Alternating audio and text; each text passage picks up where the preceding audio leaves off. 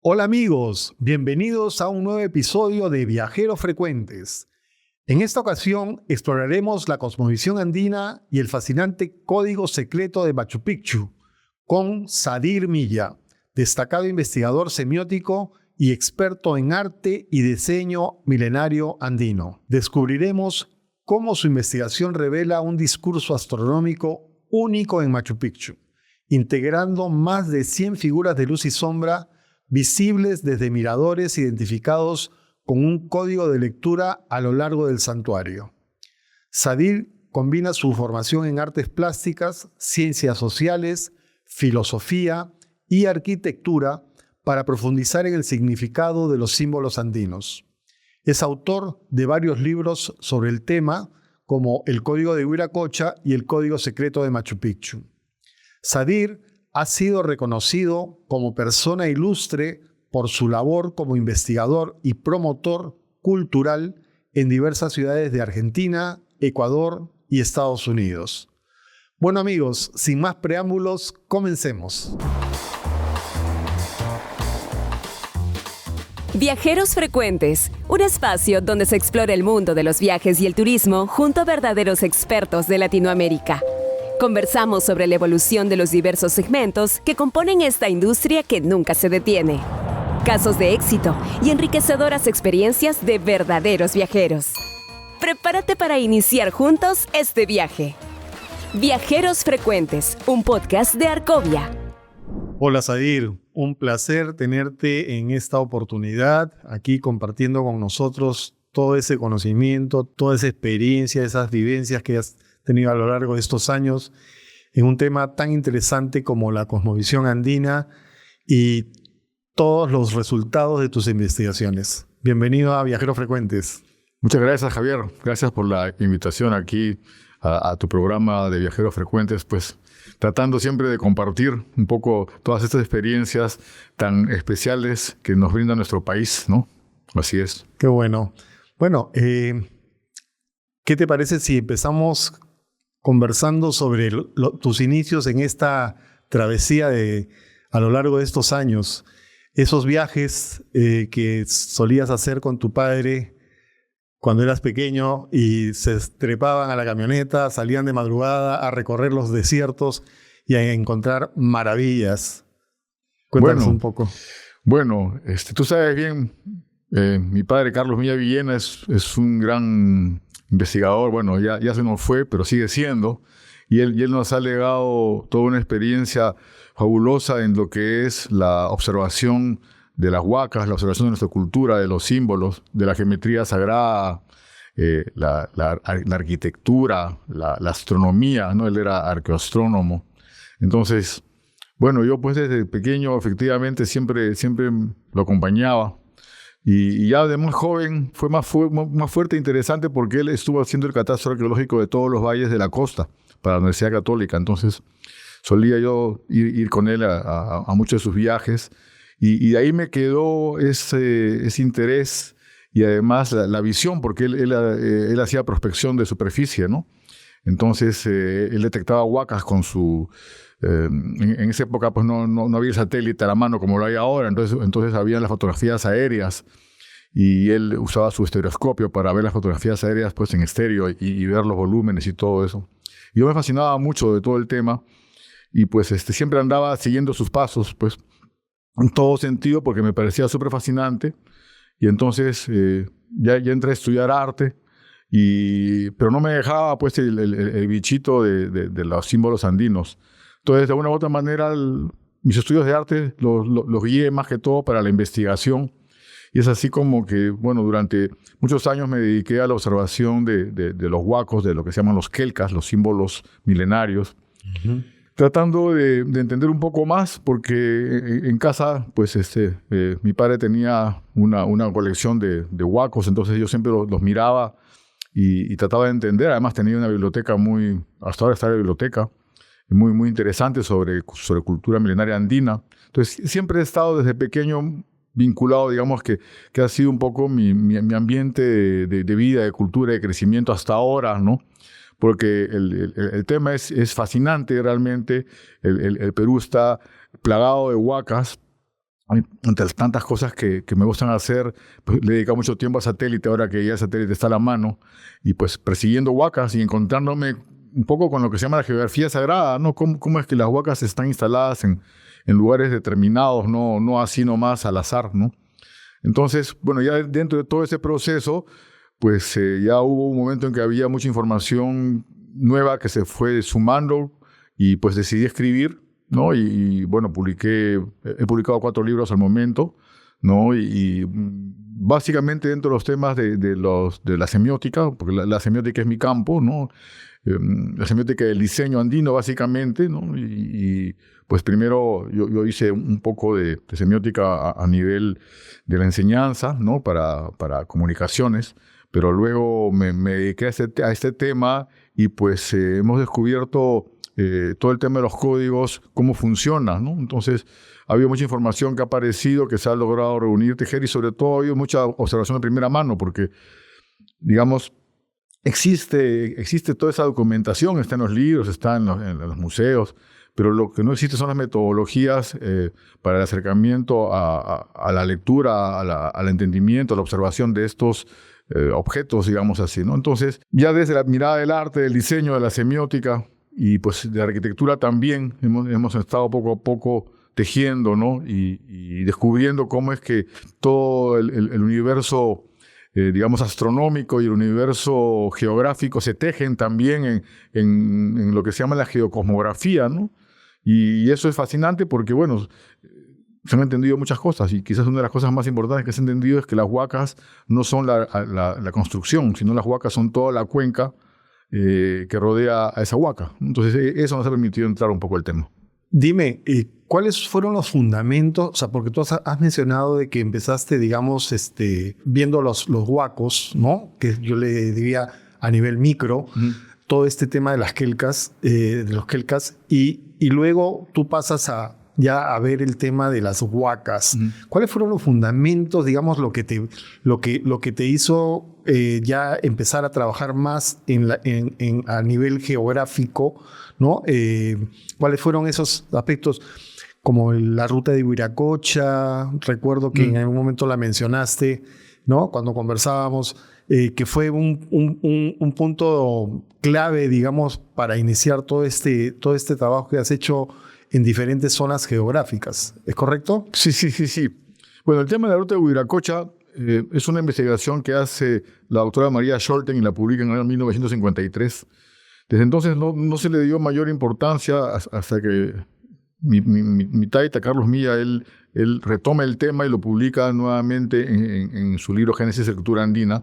Lo publica ya ampliado y tamizado por su visión de la chacana. Recordemos que el taita Carlos Milla es el que da a conocer la chacana antes de 1980, en que él publica su investigación, que dicho sea de paso, su investigación gana el premio de investigación del Colegio de Arquitectos, de la Bienal del Colegio de Arquitectos del año 80. Y a partir de ese momento se empieza recién a dar a conocer estas investigaciones sobre la chacana, la geografía, la geometría sagrada, la geografía sagrada, la astronomía, todo eso. Entonces, en ese contexto es que él despliega toda la mirada sobre la ruta de Wiracocha, que es este gran alineamiento de los sitios sagrados aquí en los Andes. Hay un alineamiento de 45 grados que viene desde Potosí, pasa por Potosí, Oruro, Tiahuanaco, Amantaní, Pucará, de ahí pasa por Racchi, por Cusco, por Ollantaytambo, y también por una de las cumbres de uno de los nevados de Machu Picchu, y de ahí se va hasta Cajamarca. Y de ahí en Cajamarca quiebra y hace el eje norte-sur con Quito. Esta fabulosa evidencia nos muestra que el concepto o la idea del Tahuantinsuyo que tenemos, que el Tahuantinsuyo sería como una especie de creación de los incas de la época cusqueña, nos muestra de que no es totalmente cierto, que en realidad el Tahuantinsuyo tiene 5.000 años por lo menos. ¿Por qué? Porque desde hace 5 milenios vamos a encontrar los mismos símbolos en todos los Andes, y además estos alineamientos están sobre sitios sagrados que tienen esa antigüedad, ¿no? Entonces, todo eso va cambiando nuestra historia, y es importante para este cambio de visión también un cambio de metodologías, porque lamentablemente hoy se maneja, digamos, lo que se llaman las especialidades, ¿no? Entonces, el arqueólogo es arqueólogo, pero no sabe de geometría, no sabe de arte, no sabe de astronomía. Entonces, eso obviamente le complica la vida para poder interpretar. Entonces, hemos tenido que hacer un desarrollo metodológico interdisciplinario y también intercultural. Holístico. Claro, claro. Y también intercultural porque las visiones de la ciencia occidental y las visiones de la ciencia andina son diferentes, tienen una epistemología distinta. Entonces, toda esta investigación obviamente es una investigación que recoge las investigaciones de otros investigadores, de otros maestros, muchos de ellos, digamos, no dentro de la visión académica, sino más bien dentro de la investigación, cada uno por su propia formación, digamos así, ¿no? Entonces, pero eso ha dado resultados. Nosotros hemos participado con mi padre de lo que se llama el Grupo de Ciencia Andina, que es un grupo que se fundó en el año 2004, más o menos, que fue fundado con el doctor Carlos Amat, que era en ese entonces decano de Economía de la Universidad del Pacífico. Y con el Taita Carlos Milla y otros investigadores, incluyéndome también, pues empezamos a reunirnos, nos hemos reunido durante 15 años. Todos los miércoles, segundos miércoles de cada mes, durante 15 años se convocó a investigadores de diferentes ramas, de diferentes fuentes sobre el tema de la cultura andina. Entonces nos hemos estado escuchando todo este tiempo en estas investigaciones no oficiales, ¿no? Y algunas oficiales también. Y hemos ido reconociendo pues todo este bagaje, además de haber participado en múltiples foros, en encuentros, etcétera, seminarios sobre ciencia andina, sobre arquitectura andina, astronomía andina. Entonces, hemos visto la importancia que tiene el enfoque metodológico, que no podemos, digamos, seguir siendo descriptivos. La visión, digamos, materialista de la historia es sumamente limitada en un mundo en el cual lo mágico mítico manda. Entonces hay que empezar a entender lo mágico mítico y además entender cuál es la ciencia detrás, porque esa visión mágico-mítica andina no es supersticiosa, o sea, no es solamente de ideas que se pierden en el éter. No, son manifestaciones simbólicas de saberes del comportamiento de la naturaleza, ¿no? Entonces, eso es importante, por eso la semiótica entra aquí a tallar de una manera fundamental. Bueno, hablemos del código. Ese código que descubres y con ese código comienzas a trabajar en diferentes zonas geográficas a lo largo del país y diría yo del Tahuantinsuyo, ¿no? Porque has viajado a otras latitudes. Cuéntanos un poco qué es el código, ¿no? Para que nuestros oyentes y la audiencia entienda qué cosa es ese código y qué te permitió identificar y descubrir en estas diferentes zonas geográficas. Claro. En el trabajo de mi padre, que es el que fundamenta un poco toda esta visión, él da a conocer, digamos, testimonios hasta ese momento en que él publica, que fue en 1980 para su primera edición. Él retrocede 4.000 años cuando encuentra el geoglifo de la Cruz del Sur en el Valle de Chao, que es un descubrimiento arqueológico que es, digamos, es el descubrimiento que marca la nueva visión. A partir de ese descubrimiento es que se abre el nuevo tiempo de la ciencia andina. Antes de ese descubrimiento no. ¿Por qué? Porque antes de ese descubrimiento todavía la cultura andina se veía como una cultura o misteriosa o primitiva o perdida. Entonces, nadie se atrevía, digamos, a ir más allá. Habían investigadores, obviamente, que hacían arqueología. Puntualmente. No lo enlazaban. Habían contextos, ¿no? Julio César Tello nos marca el contexto, el primer gran contexto. Incluso, es más, Julio César Tello escribe su libro Huiracocha. Ese es el primero que descubre, digamos así, de que había un correlato milenario en los Andes en base a este concepto de Huiracocha, que tiene varias personalidades, entre ellas el jaguar. El jaguar luminoso es un personaje choquechincha y es un personaje muy importante, pero también hay otros personajes, ¿no? Que con el tiempo se empieza a ver de que era todo un gran código. Entonces se descubre, por ejemplo, que este Huiracocha también tenía una personalidad en lo que es la cosmovisión andina, lo cual queda escrito en el dibujo del altar del Coricancha, que es un documento histórico muy importante, en donde se describe justamente cómo es que los antiguos describían el mundo, la visión del mundo, ¿no?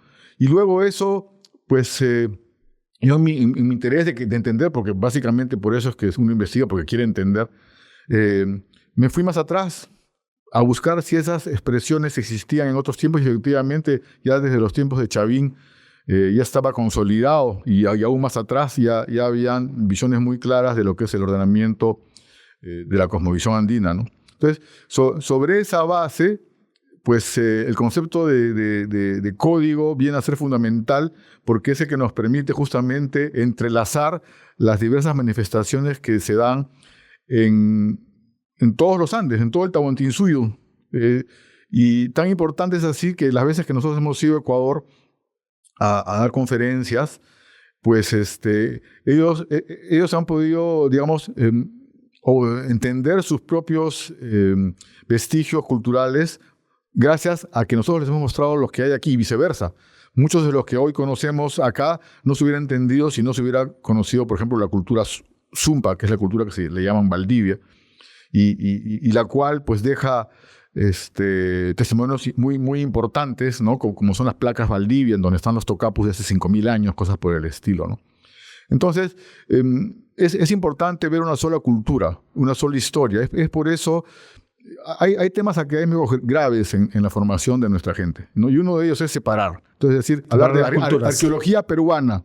¿Cómo vas a entender la arqueología peruana si no entiendes la arqueología boliviana, ni la ecuatoriana, ¿no? que son fundamentales, ¿no? Por lo menos para la arqueología peruana? No, y el estudio mismo de las culturas separadas, por separado, ¿no? Las diferentes culturas, yo recuerdo en el colegio, ¿no? Nos enseñaban las culturas totalmente separadas, con cada una con su peculiaridad. Así es. Pero todo está vinculado, como dices tú, ¿no? Así es. Y ese es el gran salto metodológico, que ahora se trabaja con una visión, digamos, de un solo tiempo. O sea, los 5 milenios que más o menos se tienen ya observados, obviamente hay más atrás, pero se entienden como un solo bloque cultural. Es más, no se pueden entender si no se entienden como un solo bloque cultural. No puedo entender, y ahí entramos a Machu Picchu, no puedo entender Machu Picchu si no entiendo Chavín. Así de simple es la cosa. Entonces, ¿qué sucede con la metodología arqueológica convencional? Quieren entender cada lugar en sí mismo, ¿no? Entonces se enfrascan en su lugar de investigación y escarban hasta el fondo y quieren explicarlo. Pero eso no se puede explicar de esa manera. O sea, hay un contexto, hay un gran contexto cultural, y gracias justamente a esta nueva visión es que hemos podido, ¿no? Porque han habido muchos investigadores que se han acercado a Machu Picchu, pero no han logrado más que descripciones, ¿no? O sea, decir, bueno, ahí está la orientación, esto sale allá, esto está hecho de esta manera, pero no ha habido la visión como para poder entender ni siquiera el sitio arquitectónico, ¿no? Si nosotros vamos a ver los planos que presenta el ministerio, ni siquiera están sectorizados adecuadamente. Están sectorizados para el turismo, pero no están sectorizados desde su base arquitectónica. Claro. ¿Por qué? Porque el arquitecto no es arqueólogo, el arqueólogo no es astrónomo, el astrónomo es artista. Pero claro. Entonces lo que hemos hecho todo este tiempo es conjugar todo esto, no solamente desde una formación teórica, sino también en la práctica, ¿no? Porque es muy importante el manejo, digamos, de los factores creativos, porque estamos hablando de creación, ¿no? O sea, claro. estamos hablando de que Machu Picchu, más allá de ser un hito histórico o un resultado de un suceso histórico, es el producto de un diseño. Claro. Alguien creó eso, o alguienes más bien crearon eso. Y la creación es fabulosa. Es tan fabulosa que hasta ahora los ojos normales no la pueden ver. Entonces, hemos tenido que entrar con ojos anormales. ¿Te encuentras organizando tu próximo viaje? Viajar por vacaciones siempre es genial, pero organizar el viaje puede ser muy tedioso. Por eso, Me Voy de Viaje es el compañero ideal. Vuelos, hoteles, paquetes, seguros y muchas cosas más por organizar. Con todo eso te ayudará Me Voy de Viaje, una agencia de viajes con el respaldo de Continental Travel. Están siempre un paso adelante, anticipándose a tus necesidades, pensando siempre en ti y en hacer de tu viaje una experiencia inolvidable. Con un equipo de profesionales altamente capacitados y con tecnología avanzada, no importa cuándo o dónde necesites su ayuda, están siempre presentes para ti. ¿Listo para comenzar tu próxima aventura? Contacta hoy mismo a Me Voy de Viaje. Puedes llamarlos al 01-616-9080, visitarlos en Canaval y Moreira 285 San Isidro o visitarlos en su sitio web www.mevoydeviaje.com. Me voy de viaje. Viaja con libertad. Cuéntame, antes de entrar a Machu Picchu ya de lleno, todo este trabajo, estos trabajos que hiciste previos, si puedes mencionarlos cronológicamente, digamos, ¿cómo fuiste caminando de uno a otro trabajo, ¿no? Has hablado de Chavín, creo que en Cajamarca también, en Nazca. ¿Tienes algunas investigaciones? Sí. Cuéntanos un poco hasta que llegaste a Machu Picchu. Y cuenta cómo llegaste a Machu Picchu y qué cosa te hizo mirar y decir, oye, aquí hay algo maravilloso, algo, ¿no?, espectacular. Bien, yo creo que la investigación fundamental en todo esto ha sido la investigación sobre la geometría sagrada. Porque la geometría sagrada es la que nos permite entender los principios del manejo del espacio. Y cuando hablamos de arquitectura, estamos hablando justamente de ordenamiento espacial, por un lado. Por otro lado, hicimos una investigación durante muchos años de los trazados geométricos de lo que se conoce como la Estela Raimondi, lo cual nos dio resultados fabulosos que publicamos en el libro El Código Huiracocha y también en el libro Introducción a la Semiótica del Diseño Precolombino, que es justamente el resultado que nos bota es lo que se llama el rectángulo de Huiracocha, que equivaldría a hablar de phi al cuadrado. Pero bueno, más allá de entrar a estos detalles de la geometría, lo que podemos decir es que para hacer la geometría se necesita, digamos, trazados armónicos. Es decir, si tenemos 4 puntos de un rectángulo, hay que trazar de las esquinas, encuentras un centro y de ahí sigues trazando y vas encontrando centros que son nodos, etc. Y eso es muy importante para luego haber entrado a Machu Picchu y haber entendido lo que se llaman los seques, ¿no? Todos hemos escuchado hablar de los 40 seques del Cusco, que son 40 alineamientos que salen en 40 direcciones y que pasan por apus, huacas, fuentes de agua, etc. Bueno, estos alineamientos geocosmográficos están también en Machu Picchu, están también en Chavín, o sea, están por todas partes. ¿Por qué? Porque los abuelos, digamos, dentro de su visión geocosmográfica, lo que hacían era amarrar el espacio. Es decir, ponían un altar que estaba alineado con una montaña y que estaba alineado con una constelación que salía en determinada fecha, como por ejemplo el solsticio. Entonces, ese alineamiento hacía de que las huacas estuvieran ubicadas en el punto de cruce de los ejes de las constelaciones y las montañas, ¿no? Entonces, pero eso nace de haber entendido primero el manejo de la geometría, pues. Entonces, claro, por eso es importante la multidisciplinaridad. Y también es muy importante lo intercultural, porque las visiones desde la geometría, o no solo desde la geometría, desde la ciencia de Occidente, son muy diferentes a la ciencia andina. Occidente, bueno, por su propia formación cultural, pretende que su ciencia es la ciencia, pero hay otros ojos. Lamentablemente para Occidente hay otros ojos y la ciencia andina es diferente, y es diferente porque se basa en una lógica diferente. Es bien simple, la lógica de Occidente es la lógica bivalente. Si esto es verdadero y lo otro es diferente, entonces lo otro es falso, ¿no? Así de simple. Pero el mundo andino no es así. En el mundo andino, esto es verdadero y esto que no es igual también es verdadero. Y esto que tampoco es igual también es verdadero. Y eso ha sido fundamental para entender el arte de Machu Picchu.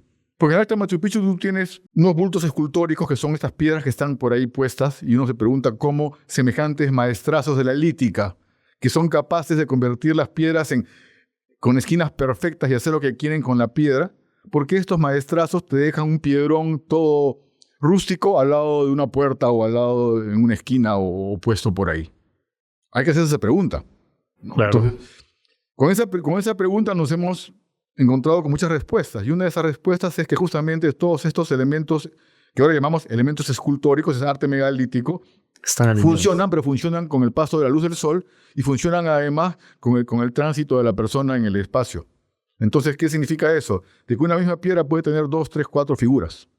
Eso no es posible en la visión científica occidental. En la visión occidental, esto o es esto o no es, ¿no? Entonces, eso ha limitado mucho las investigaciones de la cultura andina en general, porque muchos arqueólogos, muchos investigadores se han terminado peleando o discutiendo, entre comillas, porque han querido ponerse de acuerdo en verdades que eran diferentes y no se dan cuenta que sus verdades diferentes todas eran verdaderas, ¿no? O entre comillas todas, porque algunas tampoco lo eran. Pero en fin, entonces, estas miradas han sido fundamentales, ¿no? Eso lo hemos encontrado en Cumbemayo, por ejemplo, ¿no? Cumbemayo también es un lugar maravilloso, olvidado. Yo no sé por qué está olvidado un lugar tan maravilloso. Cumbemayo es la meseta de origen de la cultura Chavín-Cupisnique. O sea, de ahí nace la gran cultura. ¿Por qué? Porque en Cumemayo vamos a encontrar a la Cruz del Sur dibujada con espejos astronómicos en la gran cueva en la cual están tallados las constelaciones. Eso no se da en ninguna parte y eso además está correlatado con una serie de grabados en todo el camino sagrado de Cumemayo, en donde vamos a encontrar justamente iconografía, pero de proto-chavín, o sea, previo a los chavines. Se ve justamente por la formación iconográfica y todas esas cosas. Y además hay digamos, descubrimientos arqueológicos que muestran más o menos como 4.000 años, por lo menos, para Cumemayo. Entonces, ver eso, ver la relación mágica que establecen los abuelos con la naturaleza, el diálogo, el aprender a dialogar con la piedra. En Occidente, por la influencia, obviamente, de la cultura griega y romana, entonces se buscaba en la escultura la perfección humana y, obviamente, obras maravillosas. No voy a negar que toda la obra griega, romana y del Renacimiento, la obra escultórica es fabulosa, ¿no? Pero aquí la concepción no era así. Aquí la concepción era diferente. Aquí la concepción era una concepción de entre comillas, pastores que caminaban, o por lo menos de personas que hacían pastoreo, que caminaban por las montañas a diferentes épocas del año, a diferentes horas del día, y que veían cómo los cerros y las piedras dibujaban. Y se fueron dando cuenta de que todo dibujaba con los siglos, y bueno, desde hacía muchos años empezaron justamente a rescatar las figuras de piedra de la naturaleza, de las montañas, y les pusieron nombre a las montañas con esas referencias, les rindieron culto a algunas de ellas, y hicieron sus huacas alrededor de ellas. Uno va a Machu Picchu y va a encontrar que todas las huacas, porque Machu Picchu tiene como 12 huacas, todas sus huacas están alrededor de roca madre. Entonces, vamos a ir encontrando de que hay conceptos que se van a ir repitiendo, ¿no? La arquitectura obviamente varía en la costa que en la sierra. La arquitectura de costa es un poco diferente, tiene algunos patrones comunes, pero tiene cosas diferentes. Pero para poder entenderlo, pues es importante haber viajado. O sea, creo que el gran potencial de nuestro país, desde el punto de vista turístico, y me apena mucho de que no se vea, son las huacas. Las huacas son fabulosas. Lo que pasa es que no hemos aprendido a leerlas. Pero una huaca es como un libro. En una huaca tú puedes aprender. O sea, la cantidad de información que hemos podido obtener, por ejemplo, de Machu Picchu, es increíble. O sea, de saber. O sea, Machu Picchu nos ha mostrado constelaciones que no se sabían que existían. O sea, y no porque estén escritas no, porque están dibujadas. Te dibujan en la arquitectura, te dibujan en la piedra, te dibujan las formas de las constelaciones y te las alinean, ¿no? Entonces, tú puedes ir a Machu Picchu y si tienes los códigos puedes leer, puedes entender, ¿no? Y puedes aprender. Machu Picchu era un gigantesco Yachaywasi, o sea, Machu Picchu era varias cosas, ¿no? Eso te quería preguntar, porque siempre, o sea, los arqueólogos nunca definieron qué cosa era Machu Picchu, ¿no? Yo recuerdo cuando se celebraron los 100 años de Machu Picchu, todavía seguía esa controversia. Y hasta ahora sí. Hasta ahora sí. ¿Cuál es tu propuesta? ¿Qué cosa es Machu Picchu para ti? Mira, yo observo y en base a esa observación deduzco. Primera observación, Machu Picchu tiene 1.000 metros de andenes, desde 1.700 metros de altura que está el río Vilcamayo hasta 2.700 que está la cumbre de Huayna Picchu. Y en esos 1.000 metros de altura están orientados hacia el este, oeste, norte, sur, a diferentes alturas. ¿Qué significa eso? De que la semilla que yo planto a 1.700 metros no va a tener las mismas características que la que yo planto a 2.000 y a 2.500. Entonces, en Machu Picchu yo puedo explorar, puedo hacer laboratorio y plantar semillas y saber que esta semilla que le da al sol de la mañana con la humedad baja a 2.000 metros crece muy bien. Entonces, esta semilla la puedo mandar, por ejemplo, por decir algo, la puedo mandar a Pisac. Porque sé que esa tiene las mismas características. Exacto. ¿No? Entonces, eso es uno. Un laboratorio agrícola. Ahí está. Ahí están todos los sistemas de andenerías están ahí presentes, ¿no? Segundo, para hacer agricultura necesitas astronomía. Porque si no, ¿cómo sabes en qué momento plantas tal o cual semilla? Claro. No todas las semillas se plantan en la misma época. Correcto. Entonces necesitas tener un reloj astronómico. Bueno, Machu Picchu tiene el reloj astronómico. Así. Sí, ahí tú puedes controlar todos los tiempos porque tiene las montañas alineadas con sus constelaciones y con los solsticios. Y eso le lleva a la tercera función, que es un santuario, donde los observatorios astronómicos son mesas astronómicas que dibujan a las montañas y dibujan a las constelaciones y dibujan las escenas. Por ejemplo, te dibujan cómo el cóndor se despierta. Entonces primero se ilumina el ojito y después se va dibujando. Y esos hay varios cóndores que todos tienen la misma configuración, por eso se llama código. Entonces, Machu Picchu tiene 7 ushnus, que tienen 7 figuras de animales sagrados, entre ellos uno de ellos es el ser humano, y los 7 ushnus tienen sus ojos que dibujan la misma cabeza del animal sagrado que está en el ushnu, y todos tienen encima de su cabeza también un altar. Un altar, ¿no? Y ese altar que está sobre la cabeza es una configuración que viene de los tiempos Chavín, que es el famoso lanzón de Chavín que tiene su... El lanzón, claro. El lanzón, ¿no? Que tiene su serpiente que sale de la cabeza. Y bueno, igualito eso sucede en Machu Picchu, pues eso sucede con la montaña Yanantin. Entonces, pero todo eso está dibujado en Machu Picchu. O sea, no es que haya que deducirlo. Claro, hay que deducirlo también porque hay que deducir los contextos. Pero al final de cuentas, cuando ya tienes los contextos, los observas. O sea, en Machu Picchu, la gran piedra, esa que llaman la piedra sagrada, que justamente dibuja el perfil de la piedra del monte Yanantin, si uno lo observa bien, está el monte Yanantin, pero justamente la punta solamente se dibuja cuando te pones alineado, nada más. Pero eso se repite. Entonces, hay una serie de códigos que están en Machu Picchu, que están en Pisa, que están en Ollantaytambo, que están en Sacsayhuamán, que están en Cusco. O sea, que están por todas partes, ¿no?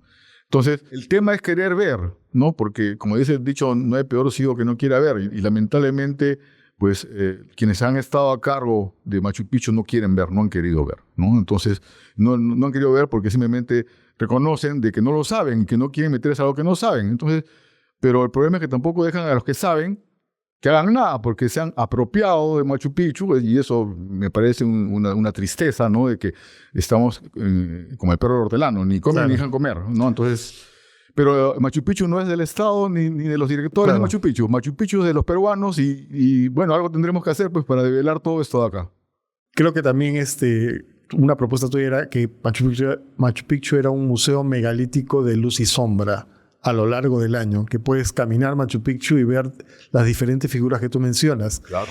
A mí me llamó la atención una oportunidad pudimos ver que había una pequeña ventanita en una escalera, en donde no tenía sentido de que exista esa ventanita en esa escalera, pero en un sentido, digamos, occidental. Pero sí, a la hora de agacharte, era un mirador de un apu que estaba ahí al frente. Cuéntanos un poco de esos pequeños detalles que tiene Machu Picchu, esas pinceladas, como un museo megalítico, ¿no? Y de luz y sombra. Sí, para empezar... La del sapo también. Sería bueno claro, que nos cuentes un poco la del sapo, que esa... Hay que rescatar el ingenio y la capacidad de observación de nuestros ancestros. Ellos manejaban una ciencia naturalista, nosotros manejamos una ciencia artificial, es diferente el tipo de concepto de ciencia. Entonces, en esa ciencia naturalista había un diálogo, porque esta ciencia pues, era también espiritual. Entonces, y también la arquitectura que por consecuencia era creada de esta ciencia y de esta espiritual, también tenía un carácter simbólico. Entonces, todo dibuja, absolutamente todo, los cerros, los caminos, las ventanas, las puertas, las estrellas. Y eso es lo que hace de Machu Picchu, digamos así, un santuario cósmico. Entonces, no existe, digamos, un elemento que esté suelto. Las piedras que están situadas, las montañas que están situadas, forman parte de un gran discurso. Entonces, no podemos, digamos, entender el objeto en sí mismo. O sea, yo no puedo decir, mira, aquí está la piedra del cóndor, porque cualquier cosa podría dibujar cualquier cosa. Pero si vemos esa piedra que repite un código, que tiene su ojo, que el ojo está repetido en la montaña de atrás, que el sol sale de detrás, que tiene varias ventanas desde las cuales se observa, entonces ya no son coincidencias, ¿no? Entonces, el tema en realidad es, antes que ser un tema de observación, es un tema de lenguaje simbólico, ¿no? O sea, primero tenemos que entender el lenguaje, primero tenemos que entender el contexto, primero tenemos que entender la sectorización de Machu Picchu, porque las huacas no están puestas tampoco al azar. Machu Picchu es un gran cóndor que tiene 7 fachadas. de las cuales en 6 de ellas se ve el cóndor, con diferentes posiciones. Y las huacas forman parte del dibujo del cóndor. Es decir, una es el corazón, por ejemplo, el Templo del Sol es el corazón del cóndor, ¿no? La piedra más alta del sector central es el ojo del cóndor. Resulta que Machu Picchu no tiene un Intihuatana, tiene 2 Intihuatanas. El Intihuatana norte es el que se conoce, el Intihuatana sur no, se le ignora, y está ahí, todo el mundo lo ve, pero se le ignora. ¿Por qué? Porque no han observado la sectorización arquitectónica. Entonces, queriendo ver con los ojos, eso no se ve con los ojos, eso se ve con los códigos, se ve con los símbolos, se ve con la arquitectura, con la sectorización, se ve con la astronomía, o sea, se ve con la ciencia. Entonces, eso es muy importante porque eso nos va a permitir no solamente rescatar Machu Picchu, sino rescatar cantidades de huacas que al día de hoy están no solamente abandonadas, sino que están en peligro, porque los directores a cargo de estas huacas no se dan cuenta de que muchas de estas piedras son esculturas y lamentablemente, como sucede en Machu Picchu, muchas de estas esculturas en este momento están cubiertas de maleza, algunas tienen las raíces que se han metido en las grietas de las piedras y están rompiendo las esculturas, y lamentablemente por la ignorancia y por no querer aceptar de que se tratan de obras de arte, no se está haciendo nada y se sigue malogrando todo Machu Picchu y además se sigue ignorando. Están más dedicados en ver cómo meten más gente, cómo hacen más sectores de circuitos para que entre más gente, en vez de preocuparse de recuperar Machu Picchu. Entonces, creo que sí es importante de que la sociedad civil pues hagamos nuestra parte. Ya si el Estado no tiene la capacidad de hacerlo, no tiene a los profesionales adecuados para hacerlo, pues deberíamos hacer algo, pues, porque es la 7ª maravilla, una de las 7 maravillas del mundo, y no está siendo tratado al nivel de una maravilla, no está siendo ni siquiera salvaguardado, ni rescatado, ni respetado. Y yo creo que eso es importante para una fuente turística fundamental de nuestro país. Bueno, si las cosas funcionaran, ¿qué nuevas propuestas de turismo crees tú que podrían desarrollarse en Machu Picchu? Bueno, lo primero que hay que hacer es rescatar todas esas piezas artísticas. O sea, identificarlas, para lo cual existen pues, los códigos para poder identificarlas, ¿no? Y no solamente eso, sino también rescatar la arquitectura. O sea, rescatar la sectorización, rescatar las 7 fachadas, cada fachada con sus vistas, que tienen sus piezas arquitectónicas que hacen parte de todo un discurso. Sería un nuevo discurso, creo yo, para visitar Machu Picchu. Y sería no solamente un nuevo discurso, sino sería el discurso porque estamos hablando de un discurso integrador de todas las partes. O sea, no hay un elemento que quede sin reconocerse. Todo se reconoce porque el código permite reconocerlo. Es un código basado en el código Yanantin. El código Yanantin es el código de la dualidad. Es decir, si hay Machu Picchu bajo, hay Machu Picchu alto. Si hay Machu Picchu sur, hay Machu Picchu norte. O sea, todo funciona por dualidad. Es así como se ha descubierto todo, buscando, hay esto, entonces ¿dónde está su par? Aquí está su par. ¿Y este? Entonces, son temas lógicos, ¿no? Y esos temas lógicos se repiten en las demás huacas también, ¿no? Entonces, creo que eso por un lado, creo que hay que hacer una gran exposición del tema. Hay que hacer una exposición, hay que hacer también cultura del tema, es decir, hay que educar a nuestra gente, a nuestros arqueólogos, a nuestros guías, a empezar a manejar los lenguajes del arte, del diseño, de la arquitectura, de la astronomía. Hay que ser didáctica, ¿no? Y hay que poner en valor una de las obras de la humanidad tan maravillosas, pero sí tan maravillosas, que Machu Picchu podemos considerarlo como el Olimpo de los incas. ¿Qué cosa es el Olimpo como concepto? Olimpo es el lugar donde viven los dioses. Bueno, en Machu Picchu, detrás de todas las montañas mayores, salen las principales constelaciones y salen los solsticios y los equinoccios. Entonces, es decir, los dioses, los apus, viven en Machu Picchu, ¿ya? Y eso es ignorado. Y todo eso se puede observar. O sea, no es que me tienen que creer. Es más, yo le pedí a la gente que no me crean nada, sin nada, pero no me crean nada. Que solitos lo observen y lo descubran. Conozcan los códigos y observen. Yo he ido con varias personas a lo largo de los años, porque la investigación la empezó en el año 2001. Desde entonces no he parado de ir a Machu Picchu. Y he llevado a varias personas y les he contado, y cada persona ha visto nuevas figuras que me han contado. O sea, todos pueden ver. ¿Por qué? Porque están los códigos y además hay correspondencias realmente fabulosas, ¿no? Porque, por ejemplo, tú recuerdas el monte tutelar, sí. el cóndor tutelar, que es el Huayna Picchu, que es el cóndor que está protegiendo la ciudadela. Bueno, En ese momento yo todavía no había descubierto cuál era la constelación, pero hace algunos años descubrí cuál era la constelación, y es Casiopea.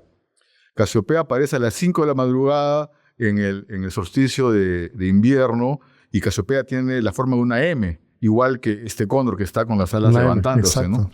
Entonces, y de eso hemos encontrado varias constelaciones, ¿no? Justamente observando, y con la tecnología moderna, ¿no? Porque a Machu Picchu, yo recién he podido estar, ahora poco, que nos invitó, quien es ahora el director, que estaba de interino por un tiempo, el doctor Regulo Franco, con él pudimos ir en la noche, tuvimos permiso para ir con los guías en la noche, y recién pude comprobar lo que la investigación nos había arrojado, pero digitalmente. Porque yo todo lo había visto en Stellarium y en Google Earth, y ahí había hecho los alineamientos y todo eso era teórico. Pero ahora hemos ido y hemos podido comprobar todo, ¿no? Entonces, claro, y eso, digamos, es un paso importante para justamente poder abrir una nueva etapa para nuestro turismo, o sea, hacer un turismo cultural, un turismo en el cual la gente no solamente venga a disfrutar de la belleza, obviamente la belleza es fundamental, no lo vamos a negar, el sitio es maravilloso, pero más maravilloso todo lo que está toda detrás, su concepción. Toda la concepción. La concepción humana, o sea, la capacidad, porque seguimos tratando a los incas, o sea, y eso es lamentable, ¿no? Por su sistema despótico. Yo no sé si habrán sido buenos o malos, eso no me consta.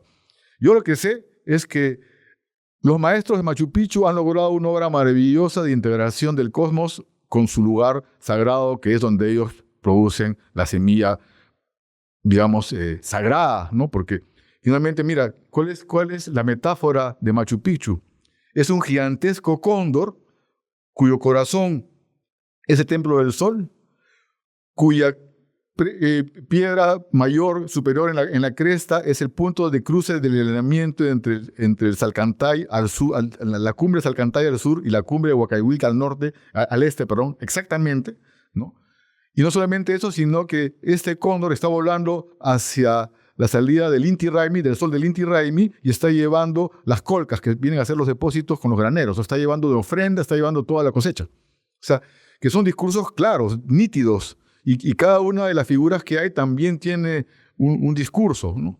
Entonces, sí es importante que podamos abrir un espacio que obviamente no es en Machu Picchu mismo, porque en Machu Picchu no hay tiempo para detenerse a observar ni escuchar a los guías. En Machu Picchu vas a ver y circulas. Entonces es necesario que haya un espacio preambular, ¿no? Para poder... ¿Y qué le dices tú a aquellos que proponen de que todo fue construido por seres superiores que vinieron de otras galaxias? Un viaje de negocios es para eso, generar negocios. Que los viajeros de tu empresa no se preocupen de la logística del viaje. Para eso existe Continental Travel. Continental Travel, agencia de viajes corporativa, entiende las necesidades de viaje de las empresas. Con un equipo de profesionales especializados en la gestión de viajes corporativos, optimiza cada detalle de sus viajes de negocio. Con tecnología avanzada y herramientas innovadoras, controlan y ayudan a cumplir con la política de viajes de la empresa, garantizando la seguridad y el cumplimiento en cada viaje. ¿Alguno de tus viajeros tiene una emergencia en medio de la noche? No te preocupes, el equipo de asistencia está disponible las 24 horas del día, los 7 días de la semana. ¿Listo para aprovechar al máximo tus viajes de negocios? Contacta hoy mismo a Continental Travel. Puedes visitarlos en su sitio web www.continentaltravel.com.p o llamarlos al 01-415 5050. Continental Travel, tu compañero de viaje de confianza.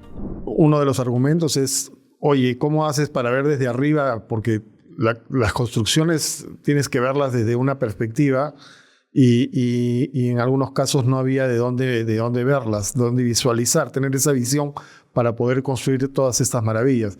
¿Qué les dirías tú? Bueno, eso tiene respuestas muy obvias. La primera es que hace unos pocos años la doctora Ruth Shadi descubrió en Caral una maqueta de Caral, ¿no? A escala. Eso quiere decir que ya en Caral hacían maquetas. O sea, que hacer una maqueta de Machu Picchu no sería nada raro, para empezar. Entonces, si hacemos una maqueta de Machu Picchu, podemos dibujar lo que queremos, en principio, por tema de diseño. Pero no solamente eso, sino de que de las 7 figuras, una de ellas es la vista aérea, que es la vista de planta arquitectónica. Pero las otras 6 se ven desde las 6 cumbres de las 6 montañas que están alrededor y que tienen cada una de ellas un mirador. O sea, estamos hablando de Huayna Picchu, Uña Picchu, Uchuy Picchu, estamos hablando de Putucusi, de Intipunku, de Machu Picchu mismo, el monte Machu Picchu alto y el monte Machu Picchu bajo. Entonces, en todos estos puntos hay un mirador. Y desde cada uno de esos miradores se pueden observar estos cóndores. Y estos cóndores están configurados en piedras. Tienen sus miradores y todo eso. Entonces, digamos, no se trata de, vuelvo a decir, no se trata de observaciones visuales. No se trata de que, mira, ahí está, aquí también puedes verlo, ¿no? No, se trata de observaciones simbólicas codificadas. Claro. O sea, tienes que entender el código para que puedas ver y saber de que encima del Uxnu donde está el Intihuatana, o sea, o en todo caso el Intihuatana que está encima de un Uxnu tiene la misma figura, que es la cabeza de un cóndor. Pero eso solamente lo puedes saber si tienes ese concepto. Por eso es que hasta ahora no se ha dado este paso fundamental que es de intentar entender cuál es el concepto creativo detrás de todo esto, ¿no? Cuéntanos del sapo. Me gustaría que comentes que describas lo que es la figura del sapo que está plasmada ahí en una zona de Machu Picchu. Bueno, hay una constelación del sapo que está al pie de la Cruz del Sur, que se conoce en Occidente como la constelación de la mosca, pero que corresponde aquí a la constelación de Hampatu, del sapo. Esta constelación tiene una representación en uno de los altares que está justamente en la bajada del Intihuatana. Esta configuración es una piedra, digamos, que está tallada con la figura del sapo en forma trapezoidal. Pero llama la atención. Claro, que está en una... Está llorando. Además, tiene ahí reboce, está llorando y se ve el canal de la lágrima, digamos, que se va, ¿no? Pero cuando cambias la mirada, este sapo se convierte en una cabeza de alpaca. ¿Por qué? Porque la alpaca o el auquenio, digamos, es una constelación negra que se llama la Yacana o la llama madre, que está mirando a la Cruz del Sur. Entonces, ¿qué sucede? Va a anunciar que la época seca. Entonces, la llama baja a beber, ¿no? Pero este símbolo está también en Ollantaytambo. O sea, los símbolos se repiten en varias huacas. Entonces, por eso es que es muy importante. La verdad es que si realmente quisiéramos hacer un buen turismo, o sea, un turismo, lamento decirlo de esta manera, un turismo honesto, en el cual vamos a mostrarle a la gente, deberíamos llevarlos primero a pasear y a conocer los altares que hay en el Valle Sagrado, para que con entendimiento vayan y vean y se den cuenta que es lo mismo, ¿no? Entonces, pero eso, hay investigadores, ¿no? Están los hermanos Elorrieta, Fernando y Edgar Elorrieta. Lamentablemente Edgar ha fallecido hace un par de meses, es una lástima también. Este investigador siempre estuvo tratando de enseñar y nunca nadie le dio bola. Y me apena que él haya muerto abandonado, por así decirlo, por la historia, por la gente, por la ciencia, y con un trabajo fabuloso. Entonces ellos han hecho un muy buen trabajo de investigación. Gracias a ellos es que yo también, digamos, me he inspirado, ¿no? Lo que pasa es que, bueno, ya yo entré al contexto. Ellos han visto, digamos, las puertas, ¿no? Claro. Ellos son los que han mostrado que ahí había algo. Ya yo fui un poco más audaz y bueno, ya con otras herramientas hemos entrado.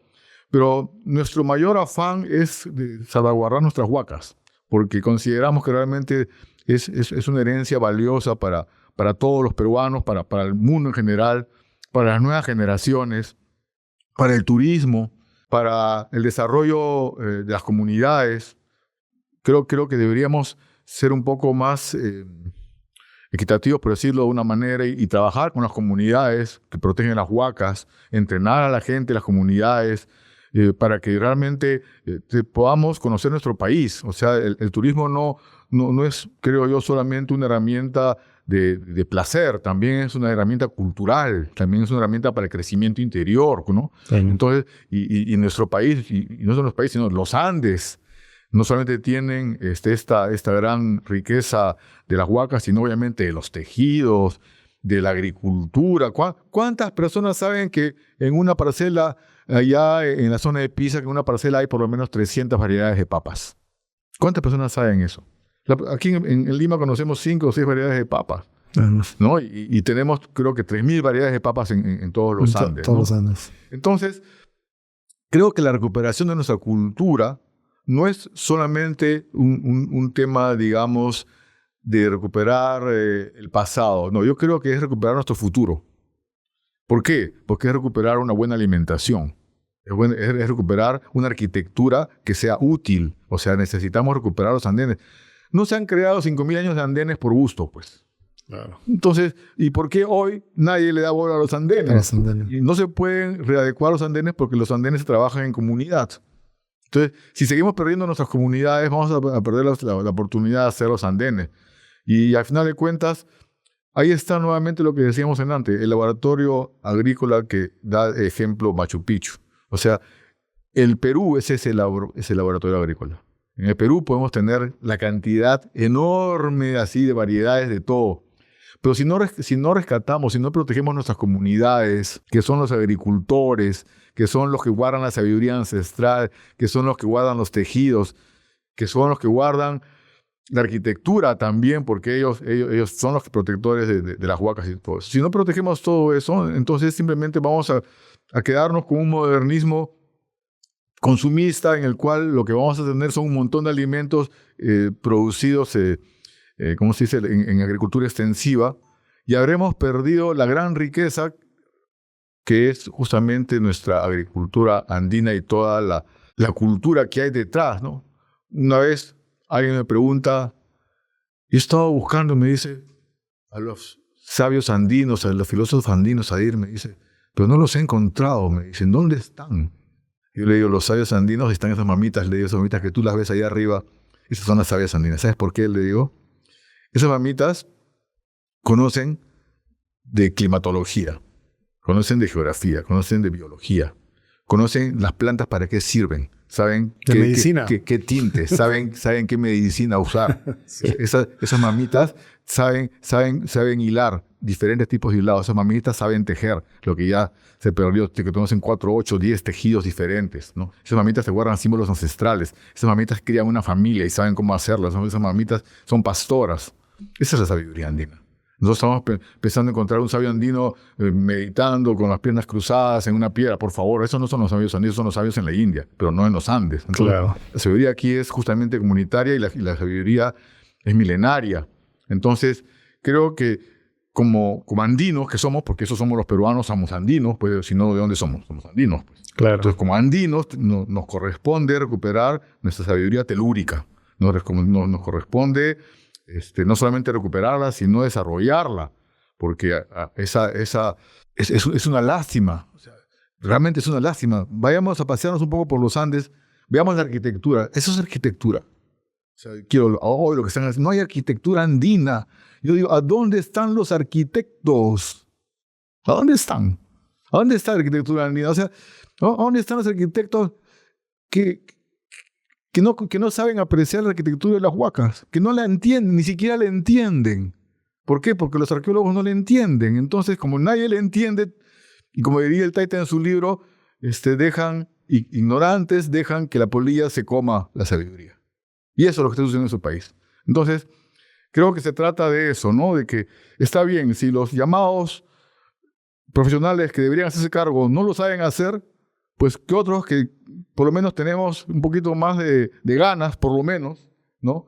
Que se nos permita al menos, ¿no? Y eso es algo que tampoco sucede, lamentablemente, porque no se cuenta con una consideración de la cultura andina. Siempre todo tiene que venir desde la mirada occidental.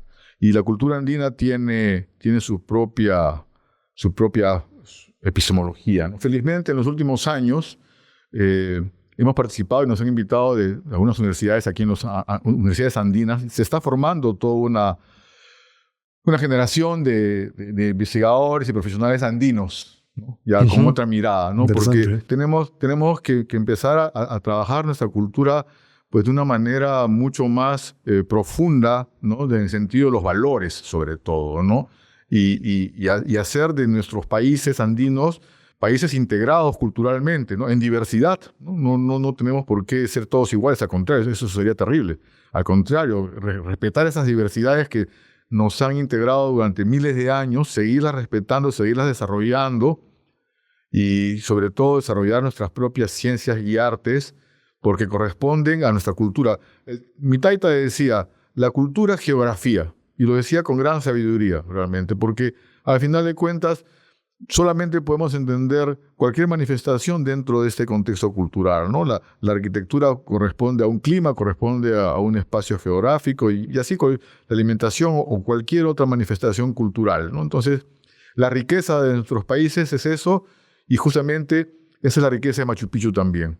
Cuando vamos a Machu Picchu vamos a encontrar diferentes manejos de la piedra. No vamos a decir, ¿por qué este edificio tiene piedra en Inca Imperial, este lo tiene en este otro tipo de piedra almohadillada y este lo tiene en esto aquí? No solamente porque son diferentes edificios, sino porque es el resultado de diferentes comunidades. Cada comunidad ha ido a hacer su ofrenda. Soporte. Ya han construido ya sobre la base de un plano, de un ingeniero, que se llama arquitecto, y han han dejado su marca en la manera de trabajar la piedra, ¿no? Entonces, eso es lo que tenemos ahora como reto. Y yo miro al pasado, pero en realidad miro al futuro. Y yo creo que, si bien Occidente tiene sus cosas, bueno, gracias a Occidente tenemos ahora Internet y tenemos todas estas cositas, todos estos juguetes. Toda la tecnología. ¿No? Pero son juguetes. Claro. Son juguetes, porque mientras que no tengamos dignidad como seres humanos, hasta que no paremos las guerras, hasta que no paremos la explotación, hasta que no paremos la miseria, seguiremos siendo indignos de ser humanos. Entonces, no habrá tecnología que nos lave la cara. Así que creo que tenemos mucho que aprender de nuestros antepasados. Bueno. Sí. Sadir, bueno, llegamos ya al final de esta entrevista, muy, muy enriquecedora. La verdad que cada tema que has tocado creo que para la audiencia va a ser de bastante valor y muy interesante. Y nada, te agradezco y yo creo que no va a ser la última vez que nos vamos a ver. Creo que con todo lo que estás trabajando y esperemos, ¿no? Pensemos en positivo, ¿no? Que en algún momento pues se le va a dar el valor a todo este trabajo que tú y tantos otros vienen haciendo por la cultura andina y que puedan, digamos, poner en valor, ¿no? Sobre todo, ¿no? Eso es importante, ¿no? O sea, que se den cuenta de que hay una riqueza inmesurable que se puede poner en valor acá aquí en el país y en todo, digamos, toda la región andina, ¿no? Así como en Europa, ¿no? Que muchas veces uno se va a Europa y se va a 5 o 6 países y hace el tour por 5 o 6 países a conocer las diferentes culturas. Aquí yo creo que en la región andina es necesario pues, poner en valor todos estos vestigios y toda esta riqueza de cultura para que el que venga, ¿no? de Europa, por ejemplo, pues pueda estar acá un mes caminando por todos los Andes y conociendo pues todas estas maravillas, ¿no? Esperemos que sí. Bueno, unas palabras finales que quieras brindarnos. Bueno, solamente agradecer pues por esta oportunidad de poder dialogar contigo y con la audiencia que nos escucha, ¿no?